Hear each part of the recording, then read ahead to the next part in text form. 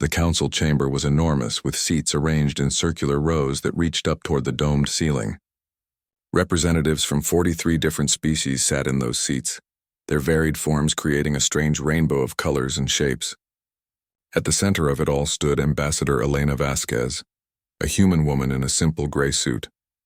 She held a data tablet in her hands and spoke clearly into the translation system. "The economic reports from Sector 7 show improvement," Elena said. "The trade route optimizations have reduced shipping times by 32%. The agricultural programs on Palax 4 are now feeding 3 million more people than last year." A loud snort interrupted her. The Zenthari representative, a tall being with blue-scaled skin and 4 arms, leaned forward in his seat. His name was Krevnal, and he was known for his harsh opinions about younger species. Yes, the humans did their job," Krevnal said, waving one hand dismissively. "But let us move to important matters. The vote on the new mining rights." Elena's jaw tightened slightly, but her voice remained calm. "Before we move on, humanity would like to raise a concern about the current trade agreements. The resource exchange rates are heavily weighted against—" "Denied," chirped the Krell representative, a bird-like creature with bright feathers. "This topic has been discussed enough. Humanity joined the Council only 200 years ago. You are still newcomers. You should be grateful for the opportunities we have given you." Around the chamber, several other representatives nodded or made sounds of agreement. The Valorians, the Shalar, the Drex, all species that had benefited greatly from human help over the past 2 centuries. Yet none of them spoke in humanity's defense. Elena looked around the chamber slowly. She had been doing this job for 15 years. Before her, there had been other human ambassadors, all trying to gain fair treatment for their species. All of them had faced the same walls of condescension and dismissal. Humanity had fixed countless problems for the Council. Human engineers had repaired failing infrastructure. Human doctors had cured plagues. Human diplomats had prevented wars. Human scientists had shared discoveries freely. And in return, humanity was still treated as inferior, still denied equal voting rights, still forced into unfavorable agreements, still interrupted and dismissed at every turn. "I see," Elena said quietly. She tapped her tablet, closing the files she had prepared. "Then I will not take up more of the Council's valuable time." She bowed slightly, a gesture of respect that the Council had come to expect from humans. Then she turned and walked toward the exit. Her shoes made soft clicking sounds on the polished stone floor. The Council barely noticed her departure.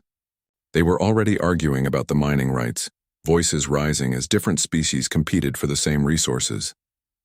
Elena met her assistant, David Chen, outside the chamber. He was a younger man, eager and still somewhat hopeful about humanity's place in the galaxy. "How did it go?" David asked. "As expected," Elena replied.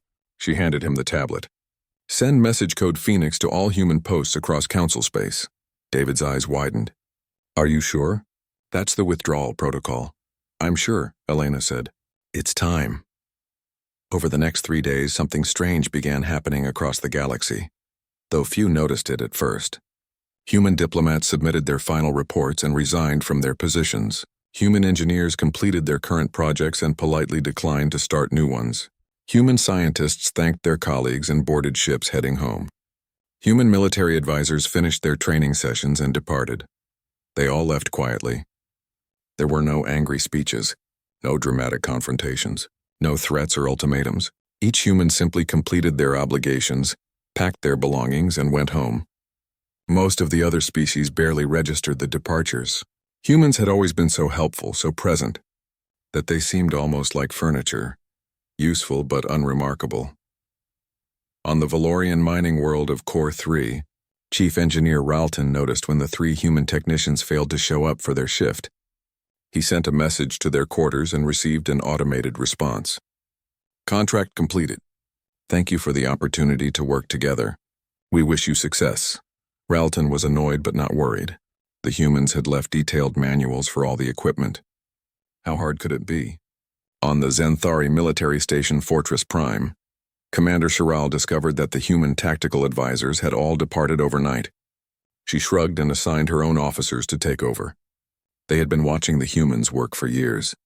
Surely they had learned enough. On the diplomatic hub of Correlation Station, the Palaxian ambassador Tamara noticed that the human mediation team was gone. She felt a small twinge of concern. The humans had been instrumental in keeping peace between several rival species. But she pushed the worry aside. The Council had managed for thousands of years before humanity joined. They would manage now. Back on Earth, Elena sat in a meeting room with the leaders of humanity's various colonies and governments. Holographic projections showed representatives from Mars, Europa, the Centauri colonies, and dozens of other human settlements. "It's done," she told them. "All our people are coming home." "And if the Council demands we return?" asked Governor Martinez from Mars. Elena smiled, but there was no humor in it. "Then we politely decline. We've spent 2 centuries trying to earn their respect while they used us. We solved their problems. We improved their lives. We asked for so little in return, just to be treated as equals. They refused. So now we stop waiting for their permission to be respected. What if they threaten us?" another voice asked. "Let them," Elena said. "They have no idea what we're actually capable of. We've been so busy helping them that we never showed our full strength. That was a choice. A peaceful choice. But if they push, they'll learn that humanity didn't survive by being weak." She stood up, looking at all the faces watching her. "For 200 years, we extended our hand in friendship. They slapped it away over and over. So now we take our hand back. We build our own future. We invest in ourselves, and we let them face the consequences of taking us for granted." Across human space, the message was clear. The age of helping others who showed no gratitude was over. Humanity was going home. 3 months had passed since the last human left Council space. At first, nobody really noticed. The galaxy was busy, full of trade and politics and the daily concerns of billions of beings. But slowly, like a building with a crack in its foundation, things began to go wrong. Chief Engineer Ralton stood in the control room of the Core 3 mining facility, staring at screens full of error messages. The massive drilling equipment had stopped working properly. Production had dropped from 100,000 tons per day to barely 60,000. His team of Valorian engineers crowded around the equipment, consulting the manuals the humans had left behind. "It says here to adjust the pressure calibration," one engineer said, pointing at a page. "But which valve?" "There are 17 valves in this system," another replied. "The manual doesn't specify." Ralton felt frustration building in his chest. The manuals were detailed, yes, but they assumed a level of understanding that his team simply didn't have. The humans had made it all look so easy. They would glance at a problem and immediately know what to fix. Now Ralton realized they hadn't just been reading manuals. They had been thinking, adapting, and understanding the systems in ways that couldn't be written down. "Try valve 7, he said, finally guessing. They tried valve 7. The drilling machine made a horrible grinding noise and shut down completely. On Fortress Prime, Commander Chiral was having an even worse day. The Zenthari military prided itself on being the strongest force in Council space. Their warships were equipped with advanced targeting systems that could track enemy vessels across vast distances. These systems had been designed with human help, integrating human artificial intelligence with Zenthari weapons. Now those systems were failing. Not all at once, but in cascading waves. A targeting computer would lock onto the wrong ship. A navigation system would calculate a jump that led nowhere. A weapons array would simply refuse to fire. Chiral's technicians worked desperately to fix the problems, but every solution seemed to create 2 new problems. "The AI architecture is too complex," her chief technician reported. "We don't understand how the humans programmed the decision trees. Every time we try to fix one section, it affects 3 others. Can't we just simplify it?" Chiral demanded. "We tried. The whole system crashed. It took us 2 days to restore basic functions." Chiral stared at the reports piling up on her desk. Fleet effectiveness had dropped by 40%. 40%. If they went to war now, they would be vulnerable in ways they hadn't been in generations. And all because the humans were gone. The trade routes were suffering too. For decades, human mathematicians and logisticians had optimized the shipping lanes that connected the Council worlds. They had created algorithms that adjusted for traffic, weather, political situations, and 1,000 other variables. The systems were still running, still working, but they couldn't adapt to changes. When a solar storm disrupted traffic in Sector, 9 ships sat waiting for days because the algorithm didn't know how to route them around the problem. When a new trade agreement opened up additional lanes in Sector 12, the system kept using the old routes because nobody knew how to update it. Delivery times increased. Costs went up. Traders grew frustrated and angry. On Pelax 4, Ambassador, Tamara faced a crisis that made her previous worries seem trivial. 2 species under her jurisdiction, the Drex Collective and the Shalar Unity, had begun fighting again. It was a border dispute, the kind that flared up every few years. Usually, human mediators would step in, talk to both sides, and find a solution within days. But there were no human mediators now. Tamara tried to mediate herself, but she lacked the cultural knowledge that the humans had possessed. The Drex thought she was too harsh. The Shalar thought she was too soft. Her attempts to find middle ground only made both sides angrier. What should have been a minor skirmish was escalating into something more serious. She sent a message to Earth addressed to Ambassador Vasquez. "We need your help," she wrote. "Please, the situation here is deteriorating. We cannot manage this without you." The reply came 3 days later. It was automated, brief, and polite. "Humanity is currently focusing on internal development. We wish you well in resolving your challenges." Tamara read the message 5 times, hoping to find some hidden offer of help. There was none. The humans were simply not interested. In the council chamber, an emergency session had been called. Representatives from dozens of species spoke over each other, voices rising in panic and anger. "The Valorian mining output has dropped 40%. Our military systems are unreliable. Trade is being disrupted across 7 sectors. The Drex and Shalar are on the brink of war." Krevnal, the Zenthari representative, slammed one of his 4 hands on his desk. "Silence," he roared. When the chamber quieted, he continued in a calmer voice. "The solution is obvious. We need the humans back. We will simply hire them as contractors." "At what price?" the Krell representative asked. "They were already expensive. Now they can demand anything they want."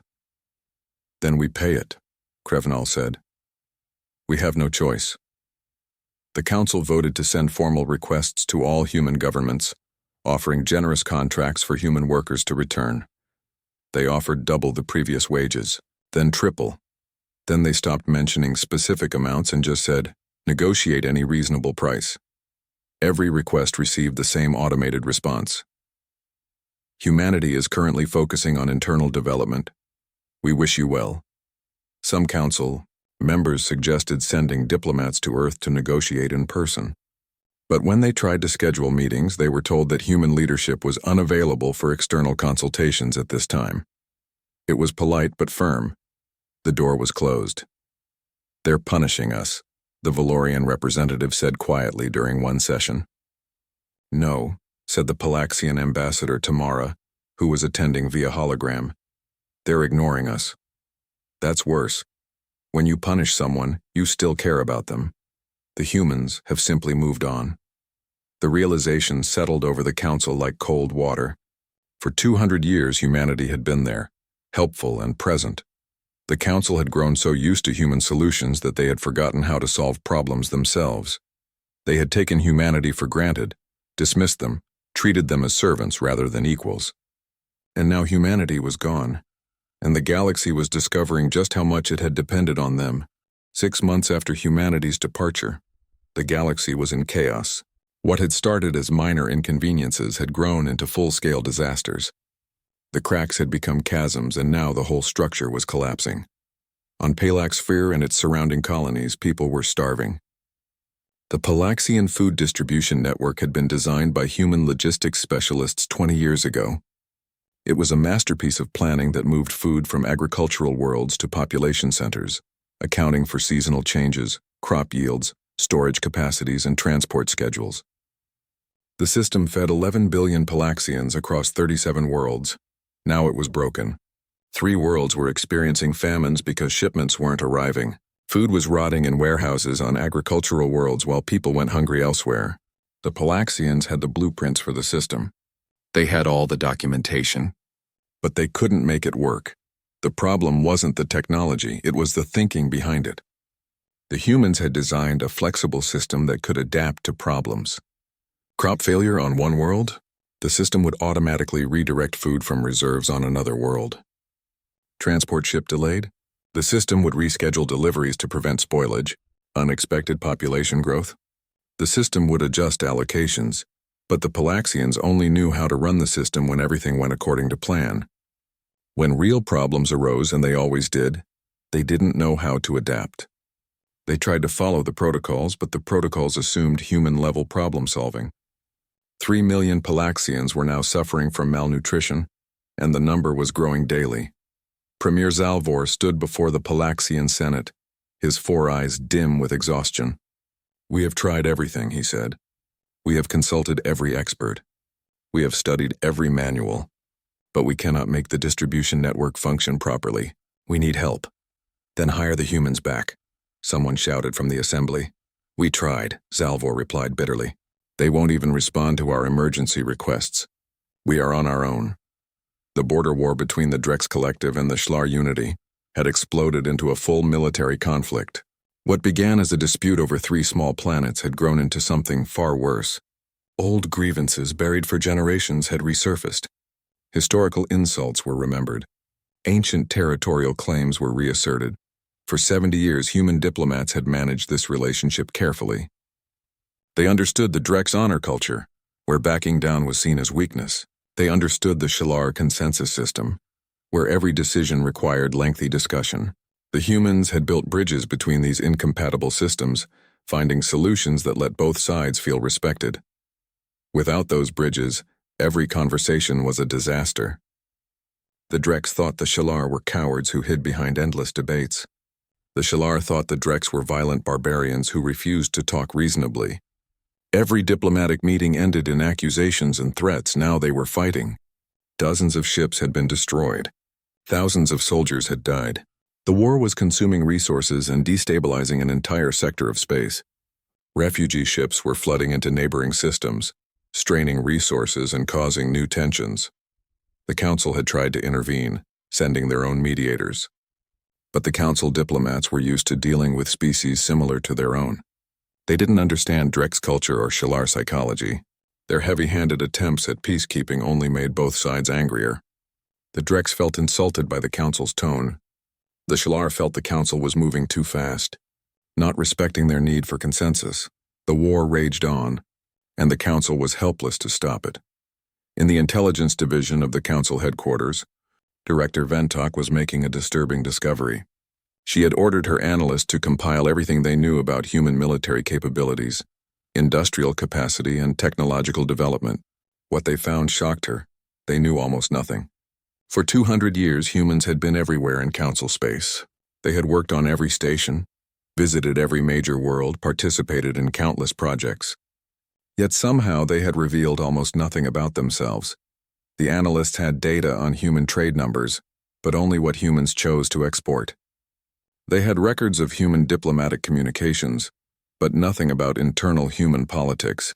They had observations of human military advisors, but no real understanding of human military strength. "It's like they were wearing a mask the whole time," one analyst reported. "They showed us what they wanted us to see and nothing more." "What about their home systems?" Ventok asked. "We must have survey data." "We did have some older data," the analyst replied. "But when we sent new survey probes into human space last month, they were intercepted and sent back." Politely but firmly, the humans also sent a message warning us not to try again. Ventok pulled up long-range sensor data from the edges of human territory. What she saw made her skin crawl. Massive energy signatures, enormous construction projects, fleet movements that suggested hundreds, possibly thousands of ships. Whatever humanity was building, it was big. "They've been preparing for something," she said quietly. "The question is, preparing for what?" The Council convened another emergency session. The chamber that had once been so confident and dismissive was now filled with worried, frightened representatives. "The economic decline is accelerating," the Valorian representative reported. "Galaxy-wide production is down 30% from levels before the human departure. 7 active wars are now raging in sectors that were peaceful for generations," added the security coordinator. "Without human mediation, Old conflicts are resurging. Our unified fleet is operating at 50% capacity, Commander Chiral reported via hologram. The technological failures are too widespread to repair quickly. If we faced a major threat right now, we would be vulnerable. Krevnal stood up, his blue scales seeming duller than usual. Then we must force the humans to help us. We will send a fleet to their border. We will demand they fulfill their obligations to the galactic community. They have no obligations, Tamara said quietly. We never gave them real membership. We treated them as servants, not partners. They owe us nothing. Then we will create obligations, Krevnal said stubbornly. The Xanthari fleet is still the most powerful force in the galaxy. Even at reduced capacity, we can force compliance from one species.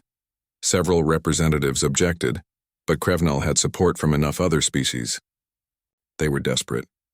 They were scared, and in their fear they were making a terrible mistake. The vote passed. The Xanthari military was authorized to proceed to human space and demand that humanity resume its support role. The fleet would be led by Admiral Takesh, a decorated commander known for his aggressive tactics. Takesh was confident as his fleet prepared to jump to human territory. He commanded 200 warships, the largest battle group assembled in years. The humans had never shown significant military strength. They were scientists and engineers and diplomats, not warriors. This would be simple. He had no idea how wrong he was. Admiral Takesh stood on the bridge of his flagship, the Vengeful Storm, watching the view screen as his fleet emerged from faster-than-light travel. 200 Xanthari warships appeared in normal space simultaneously, a coordinated jump that demonstrated the precision of his forces. Before them lay the human border system, marked by a simple station called Threshold. Threshold Station looked ordinary. It was a cylindrical structure, maybe 3 kilometers long, with the usual docking ports and communication arrays. A few civilian ships were docked there, and long-range sensors detected what appeared to be commercial satellites scattered throughout the system. Nothing threatening, nothing unusual. Open a channel to the station, Takesh ordered. A human face appeared on the screen, a middle-aged man with brown skin and calm eyes. He wore a simple uniform with no visible weapons. This is Threshold Station. Welcome to human space. How can we help you today? The politeness irritated Takesh. These humans always acted so friendly, so helpful, even now when they had abandoned their responsibilities. He drew himself up to his full height, all 4 arms crossed over his chest in a gesture of authority. I am Admiral Takesh of the Xanthari United Fleet. I carry authorization from the Galactic Council. Humanity has failed to fulfill its obligations to the galactic community. You will immediately resume your support functions across Council space or face the consequences. The human's expression didn't change. I see. Sir, you are currently in violation of human sovereign space. We request that you withdraw your fleet back across the border.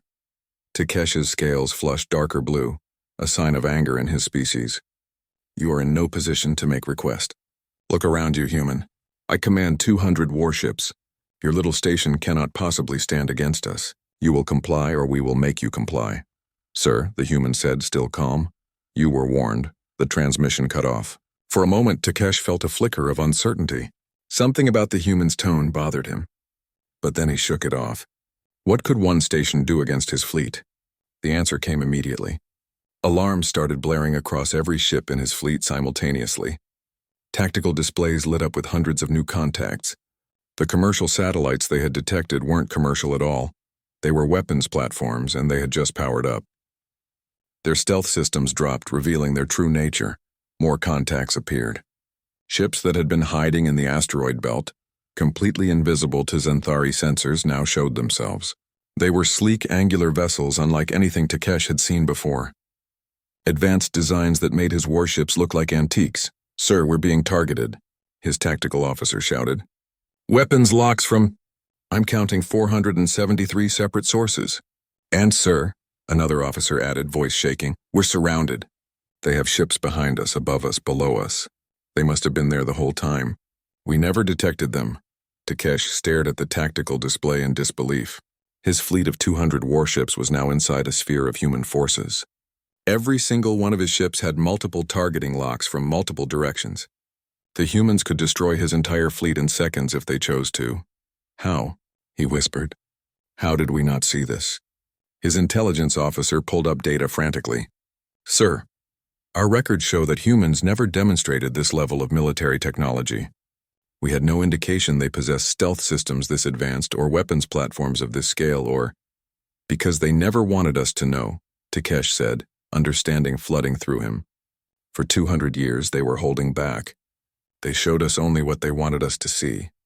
A new transmission came through. A different human this time. A woman in a military uniform with gray hair and 3 stars on her collar. Admiral Takesh, this is General Rodriguez, commander of Human Defense Forces for this sector. You have 3 options. First, you can attempt to fight. Your fleet will be destroyed in approximately 90 seconds with total Zenthari casualties. Second, you can refuse to move and maintain your current position. We will disable your ships non-lethally and tow you back across the border, which will be humiliating for you, but at least your crews will survive. Third, you can turn your fleet around and leave immediately. We will not pursue. We will not fire. You will go home and explain to your superiors that threatening humanity was a mistake. Takesh's mind raced. His pride demanded that he fight. The honor of the Zenthari military was at stake. But he looked at the tactical display again, seeing the hopeless situation clearly. If he gave the order to fire, hundreds of thousands of Zenthari soldiers would die. And for what? To salvage his pride? If we leave, he said slowly, you will let us go? No attacks? No tricks? You have my word, General Rodriguez said. Humanity doesn't want a war with the Council. We just want to be left alone. Leave now and this incident ends here. Takesh took a deep breath. Every instinct screamed at him to fight, to refuse to back down. But he was a military commander, not a fool. He had walked into a trap, underestimated his opponent, and now he had to face the consequences. All ships, he said, his voice heavy with defeat. Prepare to withdraw. Calculate return jump to Council space. Wise choice, Admiral, Rodriguez said. Safe travels. The transmission ended. Takesh's fleet slowly, painfully turned around and began preparing to jump. Not a single shot had been fired. The humans hadn't needed to fire. They had made their point perfectly clear. As his ship prepared to enter faster than light travel, Takesh ordered his communications officer to do something he knew would humiliate him further. Record everything that just happened. Full sensor logs, tactical data, communications, everything, and transmit it on all Council frequencies. Sir? The officer asked, confused. That will show everyone that we were defeated. Yes, Takesh said bitterly. But they need to know the truth. The humans aren't weak. They never were. We made a terrible mistake assuming they were. The fleet jumped away, leaving the human system behind. Within hours, the recording spread across the entire galaxy. Every species in the Council saw the same thing. The mighty Zenthari fleet, the most powerful military in Council space, completely outmatched and surrounded by humans who didn't even need to fire a shot. The galaxy's understanding of humanity changed in an instant. These weren't the helpful servants who fixed problems and mediated disputes. These were a powerful civilization that had been holding back, choosing peace over dominance, and now everyone knew it. On Threshold Station, General Rodriguez watched the Zenthari fleet disappear. She picked up a communication device and called Earth. They're gone, she reported. No shots fired. No casualties. Good, came the reply from Elena Vasquez. Let's hope they learned their lesson. And if they didn't? Elena was quiet for a moment. Then next time we won't be so gentle. The Council chamber had never been so quiet. Every representative sat in their seat, watching the holographic display at the center of the room. The recording played again, the 3rd time they had viewed it. Admiral Takesh's fleet appearing at Threshold Station, making their demands, and then the shocking revelation of human military power. The sphere of weapons platforms and stealth ships. The calm voice of General Rodriguez offering 3 choices. The Zenthari fleet retreating without a single shot fired. When the recording ended, silence continued for a long moment. Finally, Krevnal spoke, his voice lacking its usual arrogance. The humans have been holding back, he said. All this time they had this capability and they never showed us. Why would they? Ambassador Tamara asked quietly. Would you reveal your full military strength to people who treated you as servants? The question hung in the air. No one wanted to answer it because the answer was obvious and uncomfortable. The Council voted unanimously to request a formal meeting with human leadership. To their surprise, humanity agreed, but with conditions. The meeting would take place on human territory, specifically on a world called Nova Terra. Only 5 council representatives would be allowed to attend, and they would come unarmed on human transport ships. The message was clear. This meeting would happen on humanity's terms, not the council's. 3 weeks later, Ambassador Tamara found herself on a human transport ship with 4 other representatives. Krevnal from the Zenthari, Speaker Volma from the Krell, Merchant Prince Ralton from the Valorians, and Elder Shakan from the Shalar Unity. They sat in comfortable seats while the human ship traveled through faster-than-light space toward Nova Terra. "This ship is smooth," Volma noted. "I barely feel any vibration from the engines." "Look at the control systems," Ralton added, gesturing toward the bridge visible through an open door. "Everything is integrated. I've never seen such efficient design." They were all thinking the same thing. Human technology was more advanced than they had realized. Much more advanced. For 2 centuries, humans had been using technology roughly equivalent to council standards when working in council space. Now they were seeing what humans actually used for themselves. When they arrived at Nova Terra, the shock deepened. The planet was beautiful. Blue oceans, green continents, cities that gleamed in the sunlight. But what amazed them were the orbital structures. Massive rings circled the planet, containing habitats, factories, and docking facilities. Ships moved in orderly patterns, and the scale of construction was staggering. "How many people live here?" Shkan asked the human pilot. "About 6 billion on the planet itself, another 3 billion in the orbital structures," the pilot replied casually. 9 billion humans on one world and its orbitals. That was larger than most council homeworlds. And this was just one human planet among dozens. They landed in a coastal city and were escorted to a conference building overlooking a terraformed ocean. The building was elegant but not ostentatious, a statement of confidence rather than showing off. Inside, they were led to a conference room with a large window providing a stunning view. Ambassador Elena Vasquez was waiting for them. She looked older than in the recordings from the council chamber. Her hair had more gray and there were lines around her eyes. But those eyes were sharp and clear as she greeted each representative politely. "Thank you for coming," Elena said, gesturing to seats around the table. "Please make yourselves comfortable." Once everyone was seated, Elena stood by the window, the ocean behind her. "I want to start by addressing the obvious question. Why did we withdraw from the council?" She tapped a control, and holographic displays appeared above the table. They showed records from council sessions, hundreds of them. Videos of human representatives being interrupted, dismissed, ignored. Records of human proposals being rejected without discussion. Statistics showing how much humanity had contributed versus how little they had received in return. "For 200 years we helped you," Elena said. "We fixed your infrastructure. We mediated your conflicts. We shared our knowledge. We improved your lives in countless ways. And what did we ask for in return? Not wealth. Not power. Just respect. Just to be treated as equals." She pulled up more records. Formal requests from humanity for equal voting rights. All denied. Proposals for fair trade agreements. All rejected. Requests to participate in council decision-making. All dismissed. "We were never your partners," Elena continued. "We were your tools. Useful, certainly. Valued for what we could do, yes. But never respected. Never truly welcomed." Krevnal shifted uncomfortably. "We may have been dismissive at times. But surely that doesn't justify abandoning the entire council when billions depend on us? Elena's voice was sharp now. "That's exactly the problem. You became dependent on us instead of learning to stand on your own. And when we asked to be treated fairly, you told us we were too new, too young, not worthy of equal status. So we made a choice." She brought up new images, human worlds, stations, construction projects. The scope of human civilization was stunning. Dozens of thriving colonies, advanced research facilities, industrial centers that dwarfed anything in council space. "We stopped waiting for your permission to be respected," Elena said. "We stopped trying to prove ourselves worthy by your standards.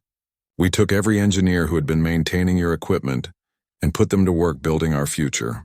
Every scientist who had been solving your problems now advances our own research. Every diplomat who had been mediating your conflicts now strengthens human unity. Every soldier who had been advising your militaries now defends human interests. You redirected all that talent inward," Tamara said, understanding dawning. For 200 years, humanity was extending itself outward, helping us. Now all that energy is going toward building your own civilization. Exactly, Elena confirmed.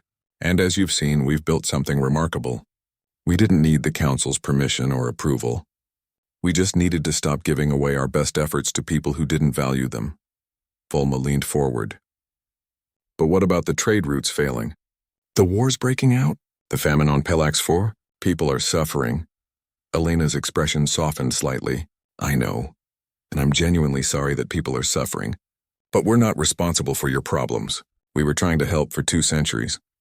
And you rejected every attempt we made to establish a real partnership. The suffering you're experiencing now is the consequence of your own choices. You're punishing us, Krevnal said. No, Elena replied firmly. We're not punishing you. Punishment implies we care enough about you to want to teach you a lesson. The truth is simpler and I think harder for you to accept. We've moved on. We're building our own future now. What happens to the Council isn't our concern anymore. She sat down at the table looking at each representative. You asked for this meeting. So let me ask you, what do you want? The 5 Council representatives exchanged glances. Finally, Tamara spoke. We want to negotiate. We want humanity to return, but this time as true equals. Equal voting rights. Fair trade agreements. Real partnership. We're prepared to offer— No, Elena said simply. Silence fell over the room. Tamara looked shocked. No? But we're offering everything you asked for before. Yes, now you are. After you've suffered enough to realize you need us. But that's not real respect, is it? That's just desperation. You're not offering partnership because you value humanity. You're offering it because you can't function without us. Elena stood up again, walking to the window. Let me tell you what's going to happen. Humanity is not coming back. We're not going to save you.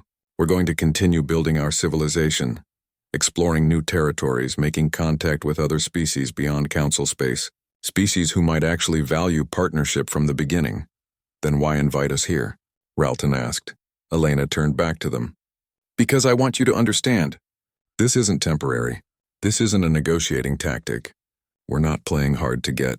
We genuinely don't need the Council anymore, and we don't want to be part of it. You can collapse or you can adapt. You can fall apart or you can learn to stand on your own. Either way, it's your problem to solve now. She walked to the door, then paused. There is one thing I'll offer.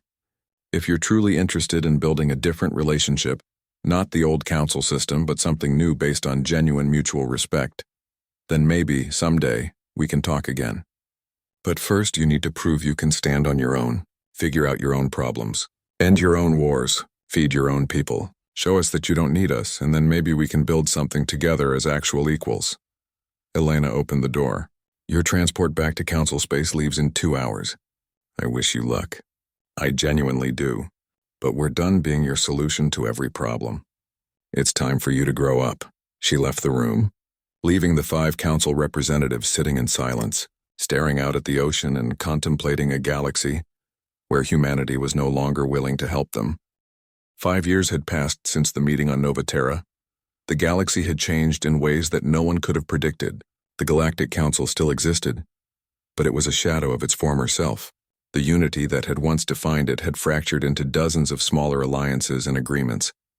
The Valorian Consortium had withdrawn from the Council entirely, along with 7 other species. They formed a regional trade alliance focused on rebuilding their infrastructure without external help. It was messy and difficult, but they were learning. Production had recovered to about 70% of pre-withdrawal levels. Not what it had been with human help, but sustainable. The war between the Drex Collective and the Shalar Unity had finally ended after 3 brutal years. Millions had died. Entire worlds had been devastated. But in the end, exhaustion had accomplished what diplomacy could not. Both sides signed a peace treaty, not because they had resolved their differences, but because they simply couldn't afford to keep fighting. The treaty was imperfect, filled with compromises that satisfied neither side, but it held. Ambassador Tamara, who had witnessed the worst of the conflict, reflected on the lesson learned. Without human mediators to smooth over every disagreement, species had been forced to either talk to each other directly or destroy each other. Most had chosen survival over pride. The diplomacy was cruder, less elegant than what humans had provided, but it was theirs. They owned it. On Palax 4, the famine had ended after 2 years of suffering. Premier Zalvor's government had finally managed to rebuild the food distribution network, not to human standards, but well enough to feed their people. They had made mistakes, terrible ones that cost lives, but they had learned from those mistakes. The new system was simpler, less efficient, but it was something the Palaxians understood and could maintain themselves. The Zenthari military, humbled by their encounter at Threshold Station, had undergone a complete reformation.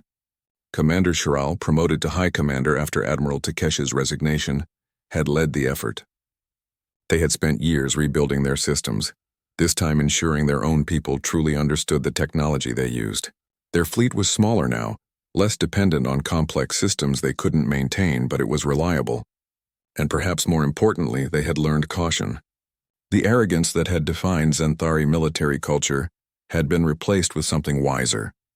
The Council had changed in other ways too. Species that had once dismissed each other now worked together by necessity. The Krell and the Valorians, historical rivals, had formed an unlikely partnership in developing new trade routes. The Palaxians and the Drex, who had barely spoken before, were now sharing agricultural technology. It wasn't friendship exactly, but it was cooperation born from genuine need rather than enforced by external mediators. Some species still struggled. Some had collapsed entirely, unable to adapt to the new reality. But those who survived were stronger for it. They had learned to rely on themselves and each other, not on one helpful species that solved all their problems. Humanity, meanwhile, had flourished. Their territory had expanded to include 23 star systems, each one developed and thriving. Human ships explored regions of space that the Council had never reached, discovering new worlds and making contact with new civilizations. On a world called Haven, humanity had established first contact with the Velix, a species of peaceful traders who had never heard of the Galactic Council. The relationship was built on mutual respect from the beginning. The Velix offered their expertise in exotic materials. Humanity offered advanced manufacturing techniques. Neither side demanded more than the other was willing to give. Neither side took the other for granted. Similar partnerships had formed with two other species, the Korath and the Sen. These relationships were smaller in scope than what humanity had with the Council, but they were healthier.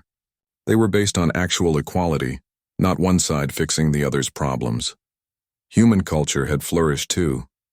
Art, music, literature, philosophy, all had experienced a renaissance. For 2 centuries, humanity's best minds had been focused outward, solving other people's problems. Now that energy flowed inward, and human civilization was richer for it, universities on Earth and the colonies were producing groundbreaking research in every field. Human ships weren't just exploring for resources, they were exploring for knowledge, for beauty, for the sheer joy of discovery. On Mars, in the capital city of Mariner, Elena Vasquez stood before the human assembly. She was older now, her hair completely gray, but she still carried herself with quiet dignity. She had been asked to speak about the decision made 5 years ago, the choice to withdraw from the Council. When we left the Council, Elena said, many people worried we were abandoning our responsibilities. Some said we were being selfish, cruel even, to walk away when billions depended on us. But I want to share something I've learned in these 5 years. She paused, looking at the assembled representatives. We didn't abandon the Council. We freed them. By staying and solving every problem, we were preventing them from growing. We were enablers, not helpers. Every time we fixed their infrastructure, they didn't learn to maintain it themselves. Every time we mediated their conflicts, they didn't learn to talk to each other. We were keeping them dependent, keeping them weak, even though that was never our intention. Elena pulled up images of Council space, recent images, showing species working together in new ways, solving their own problems, building their own futures. Look at them now. They're struggling, yes. They're not as efficient as they were with our help. But they're learning. They're growing. And most importantly, they're doing it themselves. She switched to images of human space, the colonies, the research stations, the beautiful ships exploring unknown regions. And look at us. We're thriving because we finally invested in ourselves. We stopped giving everything away and started building our own future. That's not selfish. That's healthy. That's wise. A question came from the assembly. But what about the species that collapsed? The ones that couldn't adapt? Don't we bear some responsibility for their suffering? Elena considered this seriously. We do bear some responsibility, yes, but not the responsibility you might think. Our mistake wasn't leaving. Our mistake was staying so long that they forgot how to function without us. If we had established a proper partnership from the beginning, with clear boundaries and mutual respect, they would have developed alongside us instead of depending on us. The lesson here is important. Helping someone doesn't mean doing everything for them. Sometimes the kindest thing you can do is step back and let them struggle until they learn. Another question. Will we ever rejoin the council? I don't think so, Elena replied. The council model was flawed from the beginning. Too hierarchical, too focused on maintaining the power of older species. But that doesn't mean we'll always be separate from them. Some species have already reached out, asking not to rejoin the old relationship, but to build something new. She pulled up a final image, a communication from the Palaxian government. It had arrived just last week. The Palaxians have asked to establish an educational exchange program. They want to send their best students to human universities, and they're offering to host human students on their worlds. It's limited, carefully structured, and completely voluntary on both sides. They're not asking us to fix their problems. They're asking to learn from each other. Elena smiled. That's the kind of relationship that interests us. Not one where we do all the work, but one where we grow together. We've approved their request. Similar proposals are being considered with the Valorians and the Zenthari. These won't be council relationships. They'll be genuine partnerships between equals. She looked around the assembly. 5 years ago, we made a hard choice. We walked away from people who needed us because they were never going to respect us as long as they needed us. It was painful. People suffered because of it. But it was the right choice. We're stronger now. They're growing. And maybe eventually, we can build something better than what we had before. Something based on mutual respect rather than dependence. The assembly voted to continue the current policy. Humanity would remain independent, would continue building its own future, but would be open to genuine partnerships with species who approach them as equals. On Nova Terra, General Rodriguez stood on a balcony overlooking the ocean, watching the sunset paint the sky in brilliant colors. Her aide approached with a report. General, our long-range sensors have detected 3 council species beginning to explore the regions beyond their traditional borders.